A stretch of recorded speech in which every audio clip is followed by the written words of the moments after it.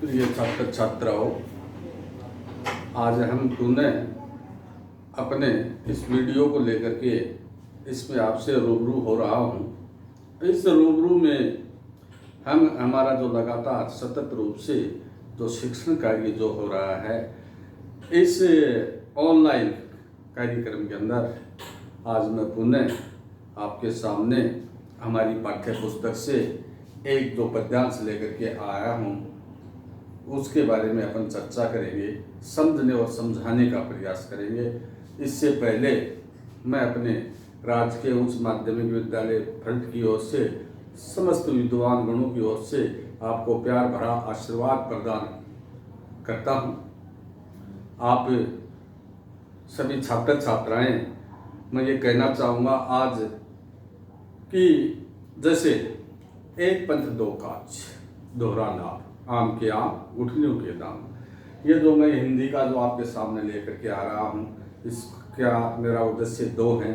पहला तो है आपको कि हमारी परीक्षाओं में जब पद्यांश आते हैं तो उनकी व्याख्या करनी पड़ती है। उन व्याख्याओं को सही तरीके से आप समझें कि वो व्याख्या क्या है, कैसे करनी चाहिए, और इसके बहुत अच्छे अंक हमें प्राप्त होने चाहिए। एक तो ये मेरा पहला उद्देश्य, और दूसरा उद्देश्य इनका जो सर्लार्थ है, इसका जो मूल भाव है, वो हमारे इस समय जो हमारी शेष रही बोर्ड की परीक्षाएं हैं, बोर्ड की परीक्षाएं जो अभी 29 और 30 तारीख को सामाजिक विज्ञान और गणित के जो शेष पेपर रहे हैं, उनकी परीक्षा होने जा रही है। तो आप कैसे तैयारी करें, कितनी हिम्मत से करें, किस तरह योजना और प्रबंधन से करें, उसके लिए भी मैं आपसे रूबरू होना चाह रहा हूँ। तो पहले तो आइए इसके बारे में मैं मेरी तरफ से मोटिवेशन भी देना चाहूँगा, और सही तरीके से ये जो अपना सामने जो पद्यांश है, उसका जो मेरा प्रश्न मूल है वो है सहप्रसंग व्याख्या करना। प्रश्न ये आता है जो हमारी पाठ्य पुस्तक से लिया गया है कि है कौन विधन ऐसा जग में, है कौन विधन ऐसा जग में, टिक सके आदमी के मद में, खम ठोक लेता है जब नर, पर्वत के जाते पाँव उखड़, पर्वत के जाते पाँव उखड़, मानव जब जोर लगाता है पत्थर भी पानी बन जाता है, मानव जब जोर लगाता है पत्थर भी पानी बन जाता है। इस तरह का पद्यांश अगर हमारे इसमें आया है तो इसका परीक्षा में भी आते हैं, कैसे करना चाहिए। ये हमारे पहले 3 बिंदु हैं। पहले बिंदु में प्रसंग में ये आती है कि ये जो पद्यांश है, जो काव्यांश है, वो कहाँ से लिया गया है। तो आप इसमें लिखेंगे ये हमारे पाठ्य पुस्तक का जो काव्यांश है, जो कविता है, उसमें ये रामधारी सिंह दिनकर जी के द्वारा रचित है। रश्मि रथी के जो तृतीय सर्ग है, उसमें भी श्री कृष्ण जी का जो दूत का कार्य है, उसमें से उद्धृत किया गया है, उसमें से ये लिया गया है। ये हमें अपने इस प्रसंग में लिखना। तब ये लिखने के बाद में एक और भी मुख्य बात कि वनवास में जब पांडव गए, उस समय उन्होंने कितनी हिम्मत से और धैर्य से उसका सामना किया, मुसीबतों का, उसका वर्णन इसमें किया गया है। दूसरा बिंदु बनता है फिर व्याख्या का इसका अर्थ यही है, इसका सरल अर्थ करना। कवि यहाँ कहना चाहता है, इस सरल व्याख्या में हमें लिखना है, कवि रामधारी सिंह जी दिनकर कहना चाह रहे हैं कि है कौन विधन ऐसा जग में, जग मानी संसार, मग का अर्थ है यहाँ रास्ता, खम ठोक ये हमारे कठिन शब्द हैं। खम ठोक यानी तैयार होना, उसके सामने खड़ा होना। पट्ठे, ये पट्ठे जिसको बोलते हैं, यानी बिल्कुल मजबूती के साथ खड़ा होना। और पाँव उखड़, जगह छोड़ देना, वहां से हिल जाना। सरलात कैसे करोगे, कवि कह रहे हैं रामधारी सिंह जी कि है कौन विधन ऐसा, ऐसी कौन सी मुसीबत है जो टिक सके आदमी के मन में, जो आदमी के रास्ते को रोक सकती है। ऐसी कोई मुसीबत नहीं है। कब?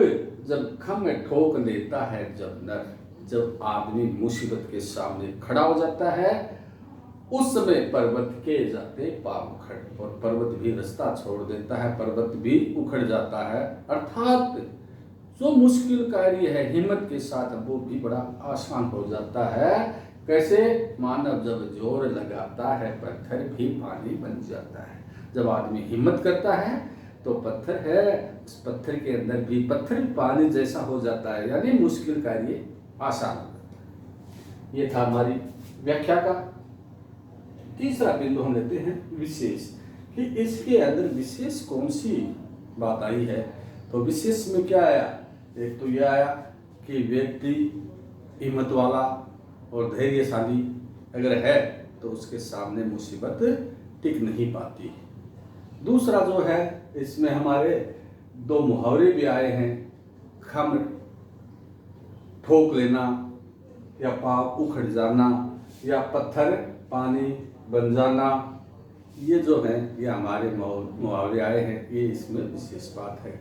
ये इसके भावों को अच्छी तरह सहज तरीके से प्रस्तुत करने में समर्थ है। अब दूसरा भी, गुण बड़े एक से परखर हैं, छिपे मानों के भीतर। गुण बड़े एक से परखर हैं, छिपे मानों के भीतर। मेहंदी में जैसे लाली हो, वर्तिका बीच उजियाली हो। बत्ती जो नहीं जलाता है, रोशनी नहीं वह पाता है। पिसा जाता जब इक्षुदंड, झरती रस की धारा अखंड। और मेहंदी जब सहती है प्रहार, बनती ललनाओं का श्रृंगार। और जब फूल पिरोए जाते हैं, हम उनको गले लगाते हैं। इस पूरे पद्यांश का, काव्यांश का यही काव्यांश रामधारी दिनकर जी का है।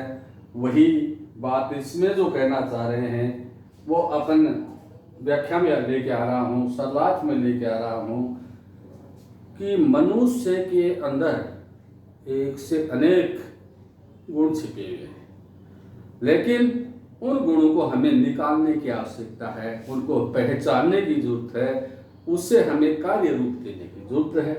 यहाँ उदाहरण के द्वारा बताया है दिनकर जी ने कि मेहंदी में जैसे लाली, कि मेहंदी की जो पत्तियां है उसके अंदर लालिमा छुपी रहती है। वर्तिका बीच उजियाली, और जो दीपक की जो बत्ती होती है, बत्ती के अंदर प्रकाश छुपा रहता है। बत्ती में जो नहीं जलाता है, अगर कोई बत्ती को नहीं जलाता है, रोशनी नहीं बन पाता है, तब तक रोशनी हमें नहीं मिल पाती है। और पीसा जाता जब इक्षुदंड, इक्षुदंड यहाँ गन्ने के जो टुकड़ा है उसको लिया गया है। इसका इक्षुदंड की जब झरती रस की धारा अखंड, जब हम गन्ने के टुकड़े को पीसते हैं जब उसे, तो उसके अंदर से रस की धारा निकलती है। और झरती रस की धारा यानी लगातार रस की धारा बहती है।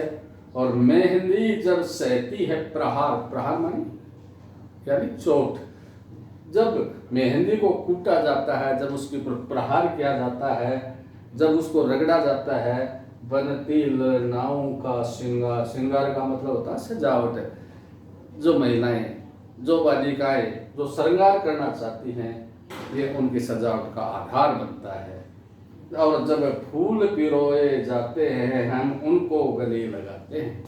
फूल हैं वो अलग अलग हैं, बाग में से तोड़ के लाए अलग अलग फूल हैं, अभी तो वो फूल हैं, लेकिन अगर हमने उनको सुई और धागे में पिरोया, सुई से धागे में पिरोया, तो वह एक माला का रूप धारण कर लेता है। और जब माला का रूप धारण करते हैं तो हम उसे गले में पहनाते हैं या पहनाया जाता है, वो माला का रूप धारण कर लेता है। कहने का भाव दिनकर जी का ये है, जो उसके अंदर छुपी हुए जो गुण हैं उनके लिए हमें कर्म करना पड़ता है, और उस कर्म के माध्यम से हम उच्च स्थान प्राप्त कर सकते हैं। हमारा जो परिणाम है वो अच्छा आ सकता है जब हम उसके अच्छा मेहनत करेंगे। तो यही इसका हमने लिखा, तो आपने समझ गए होंगे कि प्रसंग, व्याख्या और विशेष में क्या आता है कि इसके अंदर विशेष कौन कौन सी बातें आई हैं। तो आपने इसके बारे में देखा और गहनतम जानकारी और अध्ययन के लिए अपनी पाठ्य पुस्तक का भी सहारा लीजिए। दूसरा जो मेरा उद्देश्य था वो आज करने का था, चर्चा करना है परीक्षा लक्ष्य बोर्ड। मैं दूसरा आपसे विनम्र अपील और निवेदन और आग्रह करना चाहूँगा अभिभावकगण से भी कि ये जो समय है, ये समय हमारे छात्र छात्राओं के लिए घर बैठ कर के खेलने कूदने और खाने पीने का ये नहीं है।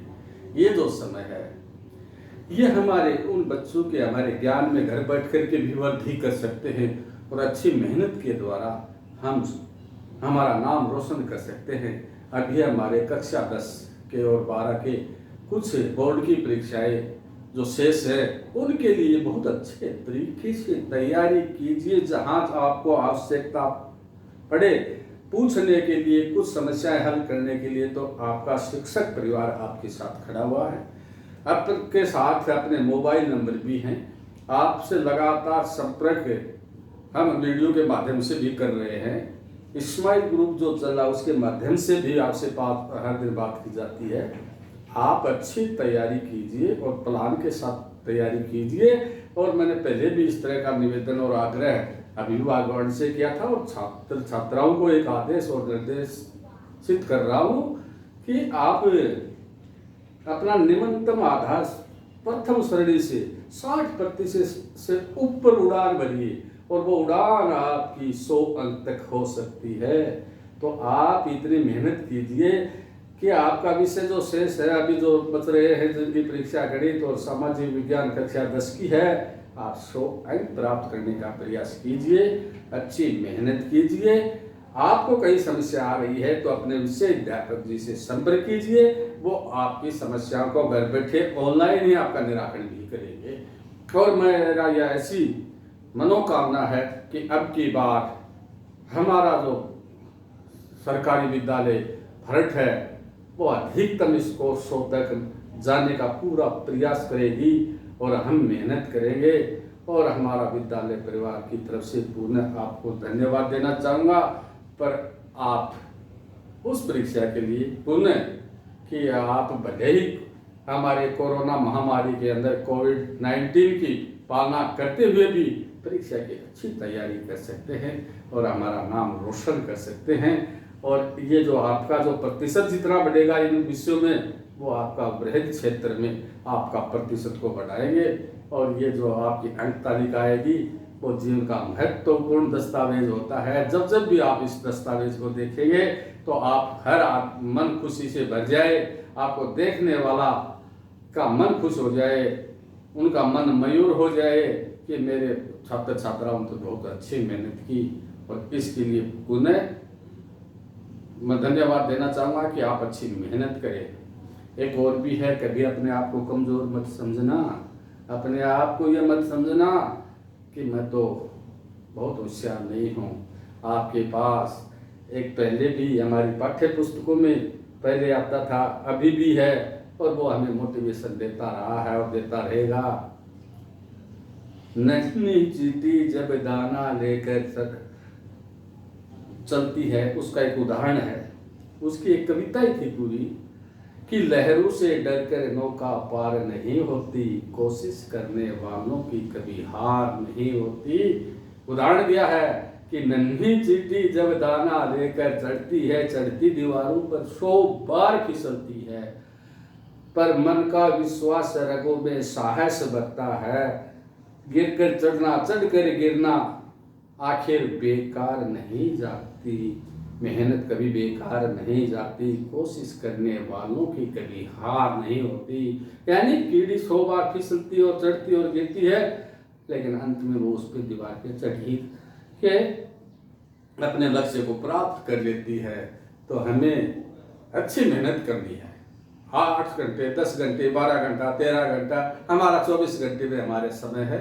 18 घंटे तक भी, 16, 17, 18 घंटे तक मेहनत कर सकते हैं, करनी चाहिए। धन्यवाद।